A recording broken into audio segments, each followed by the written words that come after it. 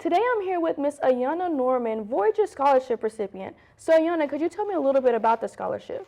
Yes, so the scholarship aims to find students who have that academic involvement in their push with academics, but they also look for those who are very passionate in public service. Okay, so you mentioned public service. What type of public service projects did you do for the scholarship?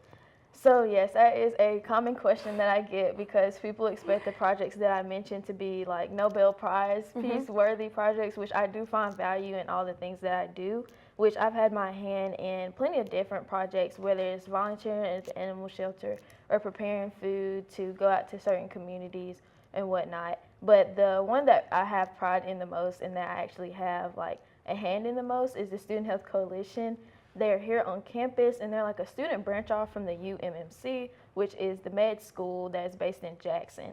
So basically what we do, we'll attend healthcare events, or we'll sit there and go to like the diabetes walk that was last fall semester, and we'll table for them, and we'll give out free healthcare screenings, like that's the blood pressure checks, glucose check, and also just healthy lifestyle tips for those too. And so we're also partnered with the Oxford Community Market, and we raise funds for them also, so they'll better be able to answer those food insecurities too. Well, that's really good. So how did you find out about this scholarship? Yeah, so it was really by chance, and I really am so glad that I made it to this meeting. So NAACP had Dr. Ibrahim, which is one of the advisors from the ONSA advisory office.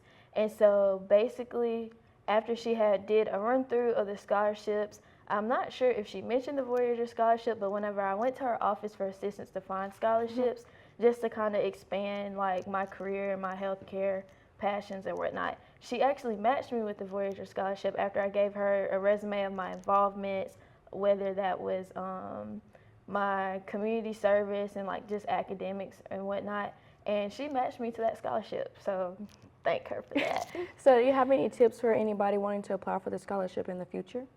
Yes, so a main tip that I would definitely have is, and this coming from myself personally, don't get discouraged, because the scholarship is where it chooses 100 students out of all the various schools in the U.S. Don't feel like your application is a drop in the bucket like I did, because it kind of almost discouraged me from applying. And also with the application, I would advise definitely getting a good start, because while mine was due in March, I will not lie, I actually kind of like took a little bit longer time than I wished to start it due to other obligations. But I do suggest having more time so you can better develop your answers. And then as far as developing the answers and getting the application in, my biggest tip, especially emotionally, like, if you do get it, that's awesome. That is a great opportunity. And if you don't get it, you also have that clear line of reasoning that you've gotten, or clarification from the application process, because the application itself, it doesn't just ask you about the public service that you have done, but the questions on there ask you for actualization of how you plan to answer the issues that you want to answer, and ask you for like, how do you see yourself in the future and what does that apply in, or whatnot. So it gives you a lot of clarifications on things, and then the process itself is very valuable. You get value from that and clarification for what you want to do. Okay, so you are the first recipient at Ole Miss, right?